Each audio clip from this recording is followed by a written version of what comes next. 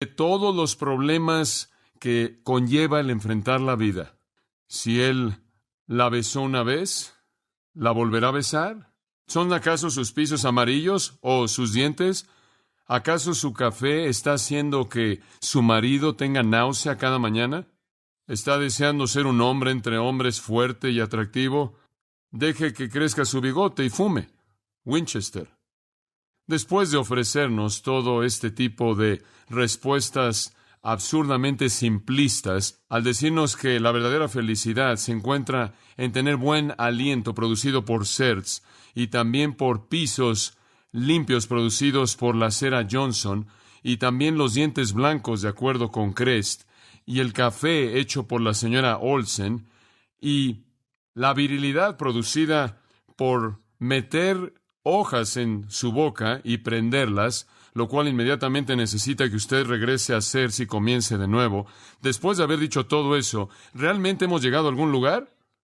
Sin embargo, estas son respuestas súper simplistas que se nos ofrecen y los comerciales invariablemente están envueltos en las situaciones más hermosas, más agradables, más atractivas. Si usted hace todo esto, será feliz, amado, sabio, atractivo, moderadamente rico y tendrá hijos bien comportados, que se comportarán bien y tendrá atractivo personal. Y la vida se convierte en una brisa gentil, agradable, gracias a un desodorante. Y cuando usted realmente se va a la raíz, nadie está bromeando con nadie, porque los mismos medios de comunicación que producen el hecho de esta realidad saben que esto no funciona, porque las mismas personas que después de estas comerciales proceden a venderle una lista de productos para deshacerse de la tensión que el lavado bucal y todo el resto no alivia. Y el siguiente paso en la línea es hablarle de las pequeñas cosas que puede encontrar en la farmacia para que usted pueda enfrentar la vida. Y enlisté las que vi en la farmacia a donde voy a comprar mi crema de rasurar. Aspirina, que es naranja con sabor para niños. Anacin, Excedrin, Tegrin, Ceramim, Mesurin, Ascriptim, Aspergum, Buferin, Empirim, Tylenol, Persistine, El Mundo Callado. Y si todo eso no funciona, hay uno que se llama COPE enfrente, la cual dice que es una fórmula única para el alivio de los dolores de cabeza producidos por la tensión. Y si todavía no ha resuelto el problema ya cuando es hora de acostarse, está Sominex o Nitol. Y si nada de eso funciona, puede ir al doctor, y el doctor invariablemente le va a dar una medicina que involucra Valium, Composina, Librium o Toracina, y puede irse a casa y tomar esos, y entonces podrá enfrentar la vida. Pero ninguna de esas parece funcionar, y la psicosis de todo mundo y la neurosis de todo mundo parece estarse multiplicando. Alguien dijo que en un área de Hollywood hay tantos psiquiatras que se llama la cuadra mental. Y si eso no funciona, hay alcohol, normalmente combinado con drogas, marihuana, heroína, cocaína, morfina, LSD, y así sigue la lista. Y simplemente es otro nivel de tratar de vivir la vida. Y si eso no funciona, quítese la vida. La causa número 4 de muerte en el campus de la preparatoria es el suicidio, y ahora la número 1 en los campus de universidad. La gente no puede enfrentar la vida. Reconozcamos la realidad. No saben en qué consiste la vida. No tienen la más mínima idea. Stanley Jones tiene razón. El hombre no sabe cómo vivir. Pienso en el relato de Ernest Hemingway, el conocido autor. La revista Playboy en un punto incluyó un artículo que hablaba de él como un hombre que realmente había aprendido a cómo vivir. Y el artículo tenía una línea que decía: Hemingway le ha probado que usted puede derrotar el pecado. El concepto anticuado, victoriano, puritano del pecado podía ser derrotado de manera muy fácil, y Hemingway era una prueba viviente de eso. Y continúa diciendo que él había hecho todo lo posible, había viajado por todos lados, había peleado en revoluciones, había derribado a mujeres y demás, y él era una prueba viviente de que usted podía derrotar al pecado, salirse con la suya y realmente vivir la vida a plenitud. 10 años después de que ese artículo salió, Hemingway tomó una pistola, se la colocó en su cabeza y se voló la tapa de los sesos. Y como siempre, Playboy estaba mal. Él nunca aprendió a cómo vivir y él pagó por ello un alto precio. Ahora, todo el mundo tiene problemas. Job dijo: el hombre nace para los problemas. Todo el mundo tiene problemas. La pregunta no es quién tiene problemas. La pregunta es quién va a obtener la victoria sobre los problemas. Esa es la pregunta. ¿Quién puede enfrentarlos? Ahora, solo hay 3 maneras de enfrentar los problemas en la vida. Únicamente hay tres maneras de vivir la vida. O usted entra en pánico, o usted tiene una reacción alérgica, o entra en pánico, o se enoja, o se desmorona. Digamos que usted se vuelve hacia adentro y se retrae silenciosamente y se come de adentro hacia afuera y contrae todo tipo de enfermedades psicosomáticas, o enfrenta la situación en victoria. O usted responde de manera alérgica o en pánico o enojada, o se desmorona u obtiene la victoria. Y obtener la victoria es la única manera en la que usted puede vivir. Esa es la única manera. No hay otra manera. Estar realmente vivo a plenitud, en el sentido más rico, es enfrentar los problemas y salir victoriosamente. Dice usted, sí, entiendo. ¿Cómo?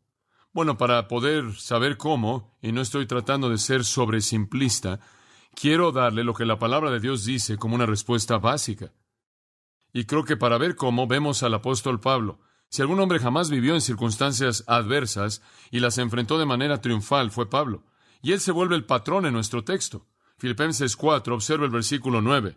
Lo que aprendisteis y recibisteis y oísteis y visteis en mí, esto haced. Deténgase ahí. Ahora Pablo dice, si usted va a vivir la vida, véala como se ve evidenciada en la manera en la que vivo. Ahora, hombre, usted debe tener confianza de su vida espiritual para poder presentarse como el patrón. El hecho de que un cristiano pueda decirle al resto de la comunidad cristiana, si quieres ver cómo vivir la vida, veme. Dice usted, oye, esa es la culminación del egoísmo. No necesariamente. Lo es si usted no es realmente el mejor que puede encontrar. El apóstol Pablo inclusive dio un paso hacia adelante y él dijo, síganme. Dice usted, Pablo, no, eso no está bien. Sí, es porque estoy siguiendo a Jesucristo, estoy traduciendo la vida de Cristo en mi vida para que ustedes puedan seguir mi ejemplo. Y entonces Pablo establece el estándar aquí, no es orgullo. Pablo está diciendo, yo he aprendido a enfrentar la vida y quiero compartir eso con ustedes. No es orgullo, es desear el comunicar lo que él ha aprendido y lo quiere comunicar a todo mundo. Es generosidad, queridos hermanos, no orgullo. Él ha aprendido el secreto de enfrentar la vida, él ha aprendido el secreto de la victoria y él dice, ahora observen y vean la manera en la que lo hago, ustedes háganlo. Él estaba capacitado, él estaba tan capacitado que podía cantar en la cárcel. Él estaba tan capacitado que él podía estar de pie con valentía ante los griegos en el Areópago y declarar su fe sin doblar la rodilla. Él podía estar cara a cara con Félix, Festo, Agripa, con su vida en manos de ellos, y lo hizo sin temor. La capacidad en la vida de Pablo le permitió ser prisionero en su propia casa y nunca se quejó. Finalmente le permitió colocar su cabeza en un bloque y alguien más la quitó de su cuerpo. Y todo eso debido a que Pablo tenía la capacidad y él dice, lo que han aprendido y recibido y oído y visto en mí, háganlo. Conformen su vida de acuerdo con la mía. Yo sé cómo enfrentar la vida, he aprendido el secreto. Esto no es orgullo, esto es generosidad, esto es compartirlo con nosotros. Dice usted, bueno, ¿qué es lo que trajo esa capacidad? Muy bien, vamos ahora a regresar a los versículos 1 al 8 y vamos a ver las claves para la verdadera capacidad. Hay muchas claves para vivir de manera adecuada.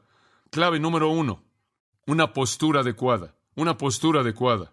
Lo primero que viene a mi mente cuando pienso en esto es que si usted no sabe en dónde está, si usted no entiende su lugar en el universo, como mi papá solía decir, si usted no es nada más que un pedazo de protoplasma esperando en convertirse en estiércol, y esa es su filosofía de la vida, entonces usted está en serios problemas. Si usted solo existe para el día del boxeo, para que sea golpeado y que sea noqueado y termine en el piso, y alguien le aviente un lirio, usted realmente está en una situación mala. Debe haber una razón, debe haber algo en lo cual puedo colocar mis pies y permanecer de pie. Tengo que tener una razón para vivir. Debe haber una rima para mi existencia. Y yo creo que en un sentido, esto es lo que comenzamos a ver en el capítulo 4, versículo 1. Por lo menos hace referencia a esto y lo estamos estirando un poco en su sentido inicial, pero veamos el versículo 1. Así que, hermanos míos, amados y deseados, gozo y corona mía, estad así firmes en el Señor, amados. Ahora, ese es el primer principio de estar capacitado. Una postura firme, una postura adecuada. La vida adecuada comienza con estar firmemente arraigado. Y ahora observe que dice, estad firmes en el Señor. Ahora, esta postura adecuada, capaz, es en Cristo. No hay otra postura adecuada. El término en Cristo está por todos lados. 132 veces en las cartas de Pablo él habla acerca de estar en Cristo. El cristiano vive en Cristo, así como un ave vive en el aire, así como un pez vive en el agua, así como las raíces de una planta viven en la tierra. Así también el creyente vive en Cristo. Él está en unión, su existencia entera está permeada por la presencia de Jesucristo. Él está en Cristo. Y lo que eso significa simplemente es una unión total con Cristo.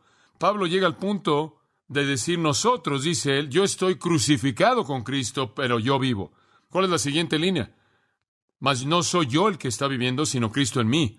Yo estoy indisolublemente ligado en una vida en común con Cristo. Y leemos acerca de esto en el texto. Dice Cristo en vosotros. En algunos lugares la esperanza de gloria. En otros lugares dice ustedes en Cristo. Estamos conectados con Cristo. En Juan 15 Jesús dice, las verdaderas ramas, los verdaderos pámpanos permanecen, ¿en dónde? En mí. Y entonces hay un sentido en el cual estamos en Cristo. Ahora esa es la base de una postura firme. Si un hombre intenta vivir en el mundo fuera de Cristo, no tiene nada sobre qué estar de pie. Todo es arena movediza. Entonces, para comenzar, un hombre debe estar en Cristo. Como puede ver la existencia, es como los antiguos decían, ¿sabe una cosa? El hombre está inquieto hasta que encuentra su descanso en Dios. La existencia es algo temporal, algo que flota, es variable, misterioso, hasta que un hombre encuentra a Dios, y de pronto él sabe por qué existe y sabe en qué consiste la vida, y él sabe en qué consiste amar, y él sabe lo que es el tiempo, en qué consiste y en qué consiste la eternidad, y él sabe cuál es el propósito de su vida. Pero eso no lo conoce hasta que conoce a Dios, y la única manera en la que alguien puede llegar a conocer a Dios es a través de Cristo. Ninguno viene al Padre, dice Jesús, sino que por mí.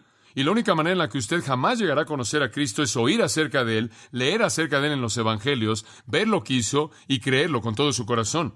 Y entonces, para comenzar, para poder enfrentar la vida de manera adecuada, demanda tener una postura adecuada. La adecuada comienza con una relación personal con un Dios vivo a través de un Cristo vivo por fe.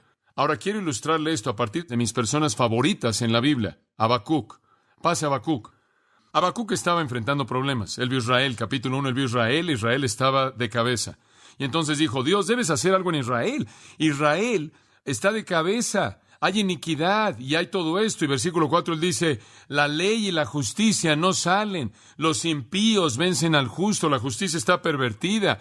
Y es terrible aquí en Israel. Dios trae avivamiento, haz algo. Y Dios dice, muy bien, voy a enviar a los caldeos para aplastar a Israel. Y Habacuc dice, eso no es lo que yo esperaba, los caldeos. Y él no puede entender lo que está pasando. Los caldeos son peor que los israelitas. ¿Cómo puede Dios usar a alguien peor para juzgarlos? ¿Por qué Dios no simplemente desciende y les da un avivamiento espiritual? ¿Por qué los aplasta de esa manera? Y él no lo entiende. Y usted dice, él está al borde de no ser adecuado, de no poder enfrentar la situación. Y usted tiene razón. Él está comenzando a tambalearse. Y él está en lo que llamamos la tierra débil, la tierra suave. Como puede ver, él está ahí y no sabe dónde están las respuestas, pero es inteligente. Inmediatamente él regresa a la parte de la roca sólida, coloca sus pies ahí y dice, muy bien, ahora tengo que enfrentar esto, tengo que superarlo. Y aquí es donde comenzamos, en el versículo 12, obsérvelo. ¿No eres tú eterno, Jehová mi Dios? Deténgase ahí. Lo primero que él dice, Dios, tú eres eterno. Muy bien, entiendo eso es bueno. En otras palabras, Dios, tú estás afuera del flujo de la historia, eso es bueno. Tú precedes la historia, tú creaste la historia. Tú estarás aquí cuando la historia se acabe. Tú estás por encima del mundo, estás afuera del tiempo. Por lo tanto, esto es insignificante y tú lo puedes enfrentar. Yo ya me siento mejor, Dios, simplemente sabiendo que tú eres eterno. Entonces, ¿ve usted lo que está haciendo? Él ha salido de la parte de la tierra suave, de lo que no entiende, y él está de pie sobre la roca de lo que él entiende. ¿Se da cuenta? Esa es la única manera en la que usted puede enfrentar sus problemas, es estar de pie firme en lo que usted conoce. Dios es eterno, Él reina en la eternidad, y eso es bueno. Lo segundo que Él dice, Dios es autoexistente. ¿No eres tú desde la eternidad, Jehová mi Dios, mi santo?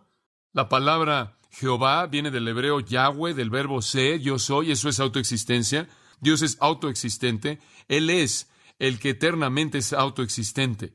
Hay un segundo hecho vital acerca de Dios. Habacuc dice, Dios de ninguna manera depende de lo que sucede en este mundo.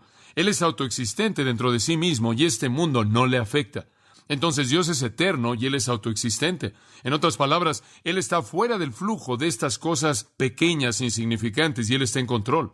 Y lo tercero que Él menciona es que Dios es santo. Él dice, el santo mío. Y en el versículo 13, tus ojos son demasiado puros para ver el mal y no puedes contemplar la iniquidad.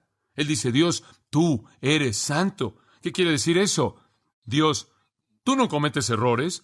Dios, tú siempre haces lo que está bien. Oye, Dios, estoy sintiendo la roca debajo de mis pies. ¿Se da cuenta? Él dice, Dios, yo sé que tú harás lo que está bien. Dios siempre hace lo que está bien. Dios es luz, dijo Juan, y en Él no hay ¿qué? Tinieblas. Siempre hace lo que está bien.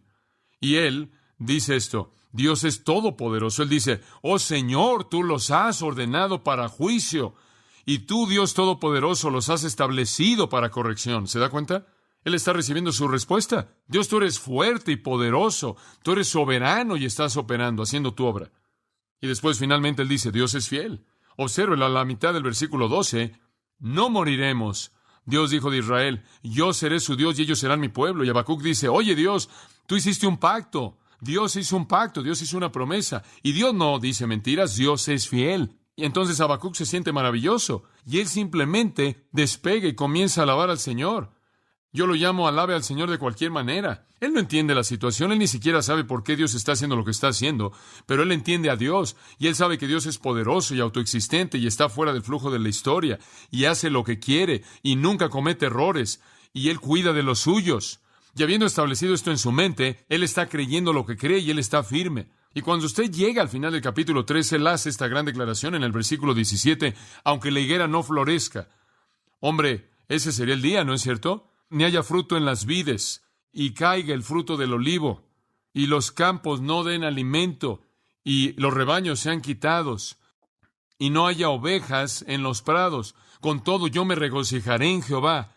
Yo me gozaré en el Dios de mi salvación. Dice Habacuc, oye, has avanzado mucho, ¿es correcto? Y Dios todavía no ha cambiado la situación. Él avanzó mucho porque él se salió de la parte de suelo suave, de lo que no entendía, y estuvo de pie en lo que él entendía. Ahora, solo hay una manera de enfrentar los problemas de la vida. Solo hay una manera de vivir con la vida, y eso es retroceder y ponerse de pie en lo que usted sabe que es verdad. Eso es tener una postura firme. Ahora regresa al final de Filipenses. Y este es un punto tan básico que estamos pasando un poco más de tiempo en esto de lo que vamos a pasar en los otros. La palabra es algo interesante. El estad firmes en el versículo 1 del capítulo 4 es estaqueta. Inclusive se oye como meter una estaqueta, y significa estar de pie. Es usado para un soldado estar firme en su posición en medio de la batalla, con el enemigo rodeándolo y nunca se mueve. Ahora digo, si usted está frustrado y no puede enfrentar la vida, entonces usted está dejando que su práctica se eche a perder. Si su práctica es coherente con su posición, usted está capacitado. ¿Lo entiende? Escuche, posicionalmente usted está capacitado porque Dios está de su lado. Pero si usted se va a desviar, se va a alejar de su posición y de su práctica allá afuera, va a terminar mal. Lo que necesita hacer es alinear su práctica con su posición y entonces estará firme. Entonces, la primera clave para estar capacitado es una postura adecuada. En segundo lugar, un amor adecuado. Un amor adecuado. Usted sabe que no amar hace que haya gente miserable, no saludable. Veamos el amor adecuado en el versículo 1. Observe cómo simplemente brota de Pablo. Así que, hermanos míos, amados y deseados. Él simplemente ama a la gente. Gozo y corona mía, estad firmes en el Señor, amados. Ahora, si mi maestro de gramática inglesa hubiera estado viendo eso, y yo lo hubiera escrito, hubiera dicho, eres redundante, ¿no necesitas decir amados 2 veces en la misma oración? ¿Sabe una cosa? Gramaticalmente ya estaría bien, pero en el sentido del corazón del apóstol Pablo ya está mal. Pablo lo dice porque es la realidad. Y dice, sí, pero digo, estas son personas maravillosas. Realmente quiero que conozcan a 2 de ellas. Ruego a Evodia y a Síntique que sean de un mismo sentir en el Señor. ¿Sabe a quién ama? A estas 2 mujeres que están en problemas. Dice, sí, ese es verdadero amor. Eso es amor real. No es solo amar a los que son fáciles de amar, es amar a las Evodias y a las Síntiques. El apóstol Pablo amaba a 2 damas, a 2 señoras que no estaban ayudando en su trabajo para nada. Esa es la prueba del amor, ¿no es cierto? Ese es un tipo de amor adecuado. Un amor adecuado ama a los que son difíciles de amar. Evodia significa fragancia dulce y Síntique significa agradable. y no se estaban conduciendo de acuerdo con sus nombres. Y Pablo dice en el versículo 3, asimismo te ruego también a ti, compañero fiel. En el griego la palabra compañero fiel era Syzygus, y es muy probable que sea un nombre propio, y no debería ser traducido compañero fiel, debería permanecer siendo Syzygus. Él está diciendo, Syzygus, ayuda a estas mujeres. En otras palabras, hay un hombre en la iglesia filipense que se llama Syzygus, y él está diciendo, Syzygus, ¿puedes hacer que estas dos mujeres tengan una relación de armonía? Syzygus, ayúdale a estas mujeres que han laborado conmigo en el Evangelio, con Clemente también, y los demás colaboradores míos, cuyos nombres están en el libro de la vida. Entonces Pablo envía un hombre llamado Syzygus, muy probable, para que pueda ayudarle a estas mujeres. Y entonces, como usted puede ver, ese es el tipo de amor del que está hablando. Él está hablando de amar a los que son difíciles de amar. Él está hablando de amar a las personas que inclusive son problemáticas. Y ese tipo de amor, como hemos dicho tantas veces, solo emana de la humildad, ¿no es cierto? Y usted sabe, esto tiene un gran efecto en su salud mental. El doctor Macmillan, en su libro Ninguna de estas enfermedades, dice esto, y cito, durante siglos, los burladores han ridiculizado el consejo de Jesús, amad a vuestros enemigos. Dicen que eso es impráctico, idealista y absurdo. Hoy en día los psiquiatras están recomendándolo como una panacea para muchos de los males del hombre. Cuando Jesús dijo, perdona 7 veces 7, Él estaba pensando no solo en nuestras almas, sino en salvar nuestros cuerpos de colitis ulcerada, de presión alta y de muchas otras enfermedades. Fin de la cita. ¿Sabe que hay gente que está enferma en hospitales porque han sido consumidas por la amargura y la enemistad y odio hacia otras personas? Pablo lo dijo de esta manera en Colosenses, y esta es la traducción de Moffett, la cual es muy buena. Él dijo, entonces, maten a esos miembros que están en la tierra. Quítense el enojo, la ira, la malicia, la calumnia. Todas esas cosas se manifiestan como resultado de falta de amor. Ustedes se han quitado la vieja naturaleza con sus prácticas. Vístanse de compasión, amabilidad, humildad, gentileza y buen temperamento. Sopórtense y perdónense unos a otros, y sobre todo deben ser amorosos, porque el amor es el vínculo de una vida perfecta. Así dice la traducción. Usted realmente no puede vivir la vida de manera adecuada a menos de que ame a la gente. Usted va a terminar consumiéndose a sí mismo. Viviendo con amargura es desastroso, no solo espiritualmente, sino físicamente. La verdadera vida es amar verdaderamente. Y si hay alguien a quien usted no ama, necesita pasar algo de tiempo de rodillas pidiéndole a Dios que le ayude a amar a esa persona. Y después necesita ir con esa persona y pedirle que lo perdone por no amarlo y ver si puede usted cultivar una relación de amor. Es lo más saludable que usted jamás hará en su vida, fuera de conocer a Cristo. El amor de Cristo es suyo. Entréguese a su flujo en su vida. Ni siquiera necesita generar el amor, está ahí. Simplemente déjelo salir. Entonces, la capacidad viene de una postura adecuada y un amor adecuado. Lo tercero que nos hace estar preparados, capacitados para enfrentar la vida, y estamos apurándonos un poco, es el gozo adecuado. ¿Sabe una cosa? La gente feliz es gente saludable, y la gente feliz es gente que realmente vive la vida. Voltaire, el ateo, una vez dijo lo siguiente, y cito, los hombres son átomos atormentados en un poco de lodo devorado por la muerte, una burla del destino, este mundo, este teatro de orgullo y maldad, lleno de insensatos enfermos que solo hablan de felicidad. Fin de la cita. Bueno, realmente esa es una perspectiva muy pobre de la vida. Pero ¿sabe una cosa? Él tiene razón. Realmente dijo la verdad. Este teatro de orgullo y maldad, este mundo está lleno de insensatos enfermos que solo hablan de felicidad. Tiene razón. La gente no está capacitada para enfrentar la vida y es infeliz y miserable. Más de 10 millones de norteamericanos sufren de enfermedades emocionales y mentales. Hay tantas camas de hospitales que están siendo ocupadas por los enfermos mentales como lo hay por los pacientes que tienen problemas médicos y quirúrgicos combinados. Y de acuerdo con algunas estadísticas, la mayoría de los pacientes médicos y quirúrgicos enfrentan enfermedades como resultado directo del estrés emocional. 1 de cada 20 americanos va a enfrentar una situación psicótica lo suficientemente severa como para confinarlo en un hospital. Ahora ese es el problema número 1 de salud en Norteamérica. Y lo que nos hace reír es que esta es la tierra en donde tenemos todo lo que necesitamos para estar felices. Debe tener gozo adecuado. Observa el versículo 4. Regocijaos en el Señor siempre. Usted dice, oye, eso es imposible. No. Regocijaos en el Señor siempre. Y otra vez digo, ¿qué? Regocijaos. Solo en caso de que usted no me entendió la primera vez. Y otra vez digo, regocijaos. Dice usted, bueno, no tengo nada por qué regocijarme. Es fácil para ti decirlo, tú no tienes mi problema. ¿Qué dijo? Él no estaba hablando de problemas. Él dijo, regocijaos. ¿Qué? ¿Cuáles son las siguientes 3 palabras? En el Señor. No me regocijo tampoco en mis problemas, Pablo dijo. Yo tengo tristeza continua y pesadumbre de corazón por Israel. Yo lloro mucho. Y él dijo, estoy cansado de mis problemas físicos. Me gustaría que Dios me los quitara, pero no me los quita. Yo tampoco estoy contento por eso.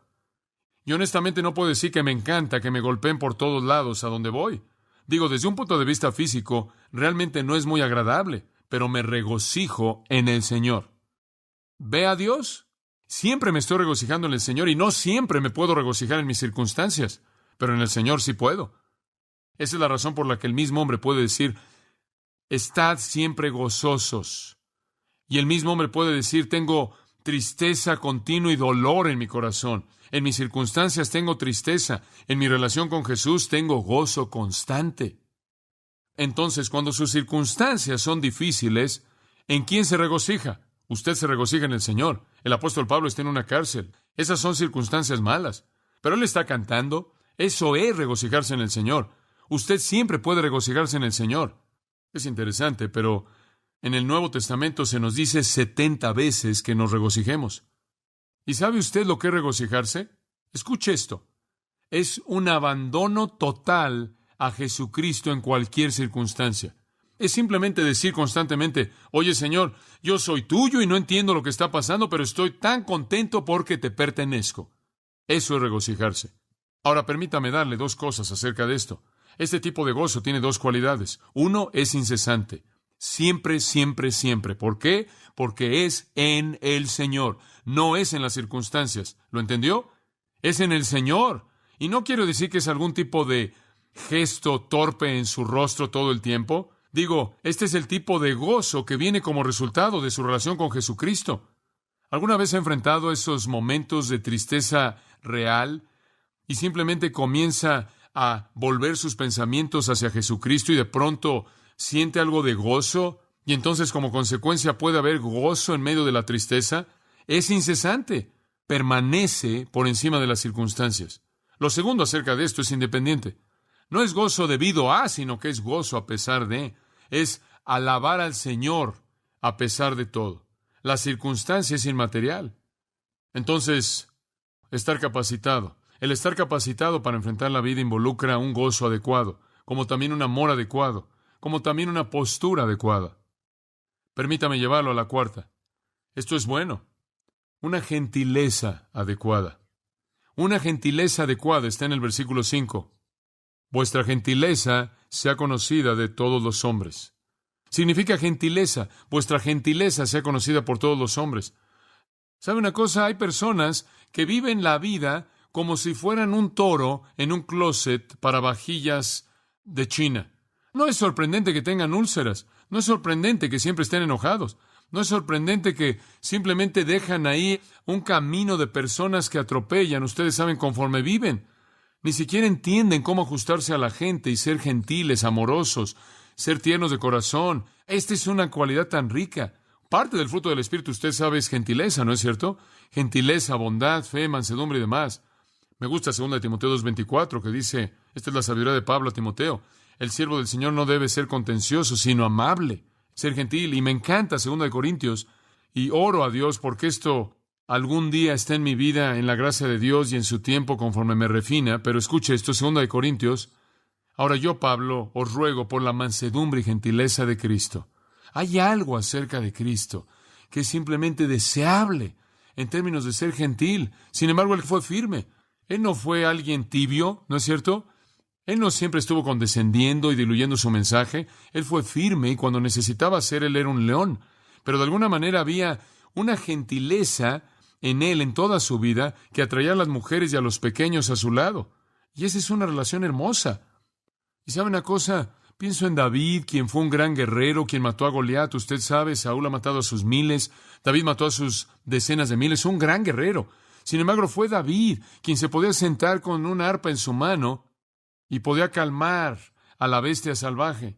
Sí, había algo gentil, había algo vigoroso y valiente en el hombre. Y creo que este es de lo que está hablando. Necesita ser expresado en una vida de gentileza. Esto se debe ver en la vida de un cristiano, gentileza. Ahora esto es ilustrado por Pablo, como lo son el resto de las cosas. Primera de Tesalonicenses 2, me encanta esto. Cuando Pablo había ido a Tesalónica con el Evangelio, había ido con cierta actitud y explica cuál fue esa actitud. Versículo 3 del capítulo 2, escúchelo, esto es tan hermoso. Él dice, ahora venimos ustedes y les dimos el Evangelio hace algún tiempo atrás. Permítanme decirles cómo lo hicimos. Versículo 3, porque nuestra exhortación, nuestra amonestación no fue por engaño, ni inmundicia, ni por engaño. No estábamos tratando de engañarlos, sino como Dios nos permitió que se nos encomendara el Evangelio, así hablemos, no agradando a los hombres, sino a Dios quien prueba nuestros corazones. No les dimos las cosas aduladoras, versículo 5, como ustedes saben, no con una máscara de avaricia, no lo hicimos por dinero, sino que, observen esto, número 7, versículo 7, sino que fuimos, ¿cuál es la siguiente palabra? Gentiles. ¿No es eso bueno? Dice usted, bueno, ¿qué tan gentil fuiste, Pablo? Fuimos gentiles entre vosotros, como la nodriza cuida de sus hijos. Fuimos gentiles, observa esto, como una nodriza, eso es lo que quiere decir una mujer que está lactando. Ahora, no hay nada más tierno en términos de relaciones que una madre que está alimentando a ese pequeño infante. Noten qué retrato tan gentil. Y Pablo dice, así fuimos con ustedes. Eso es algo admirable. Pablo tuvo una gran gentileza en su corazón. Usted conoce la canción antigua, prueba un poco de ternura, y eso es bueno. En lugar de destrozar toda situación, en lugar de siempre presentarse con autoridad, pruebe algo de gentileza. Necesitamos recordar esto con tanta frecuencia, aprender a tratar a toda persona como una madre trata a esa pequeña vida en sus brazos, dándole de comer, y eso es gentileza. Pablo era un león de valentía. Pablo peleó violentamente contra el pecado, pero Pablo era como un cordero cuando hablamos de ser gentil. Y usted sabe, este tipo de personas son personas saludables, porque este es el tipo de personas cuyo fuego y cuya furia no sale de su personalidad, sino que es en respuesta a algo que está mal. Y en ese punto tienen el derecho de mostrar algo de furia, ¿se da cuenta? Pero en sus corazones hay un tipo de gentileza básica. ¿Esa es una persona saludable? Entonces, el estar preparado para enfrentar la vida involucra una gentileza adecuada, una postura adecuada, un amor adecuado, un gozo adecuado, en quinto lugar, una seguridad adecuada. Y me encanta también esto. Dice, obsérvelo, versículo 5 a la mitad, el Señor está cerca. Ahora, ¿cuál es la siguiente? Por nada estéis afanosos. Ahora, deténgase ahí. ¿Está él hablando acerca de la segunda venida? Eso es algo que no está en el texto. No hay nada en esto acerca de la segunda venida en absoluto. Dice usted, ¿qué quiere decir entonces con el Señor está cerca? Él quiere decir esto. Nunca olviden que el Señor está cerca. No se preocupen por nada. ¿Escuchó eso? Esto es tan bueno. ¿Alguna vez se ha preocupado por algo? El Señor está ahí. Lo que Él está diciendo es, practiquen su presencia. Hace años atrás, bajo Stalin, un grupo de 30 rusos se reunieron en secreto para adorar a Jesucristo. Y de pronto su adoración fue interrumpida por la llegada de los agentes de Stalin. Los soldados entraron marchando y ordenaron que el nombre de toda persona fuera escrito, y uno de los otros hombres vino y comenzó a escribir sus nombres, y cuando todo se acabó, un hombre de edad habló y dijo, hay un nombre que usted no tiene. Ya escribí todos, dijo el soldado. El hombre dijo, no los tiene.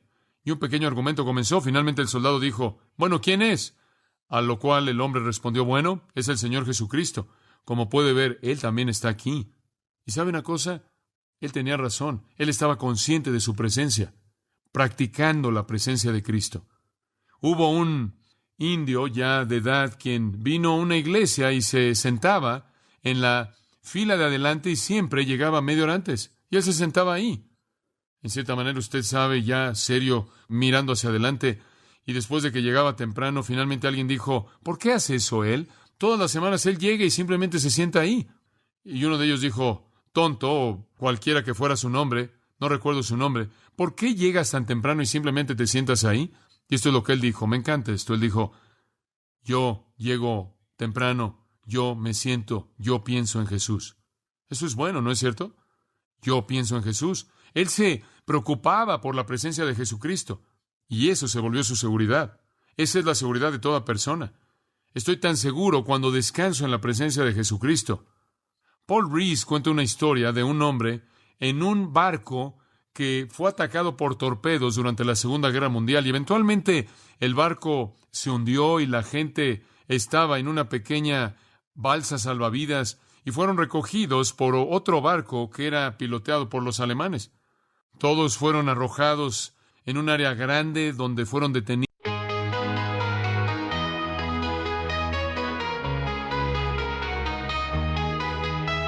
Shadows grow, whisper to the dark. Neon lights flicker, burn a mark. Lost souls wander in city streets, hoping to find heart's secret beats. Moonlight dances on shattered glass. Time stops, minutes moving fast. Empty faces in crowded halls, searching for something through these walls. Echoes in the night call my name. Whispers in the wind play the game. Heartaches a ghost can't contain. Lost in the echoes we're the same. Silent cries and twilight's hold. Stories untold and voices cold. Fragments of dreams float away.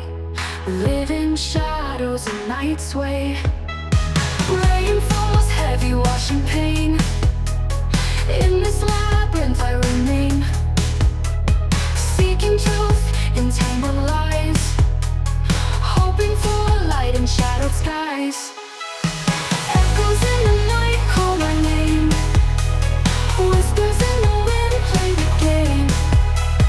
Heartaches a ghost can't contain.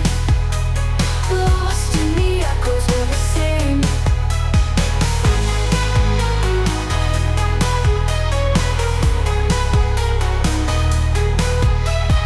Streetlights flicker like broken thoughts. Memories fade like ink on frost. Voices echo in empty space, chasing shadows, finding grace. Echoes in the night call my name. Whispers in the wind play the game. Heartaches a ghost can't contain. Lost in the echoes we're the same. The silence we find our way. Whispers in the wind play the game. Heartaches a ghost can't contain. Lost in the echoes we're the same.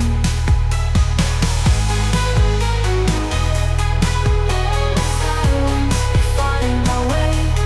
Through the darkness we hold the day. Echoes fade, we remain. Lost in the echoes, we're the same.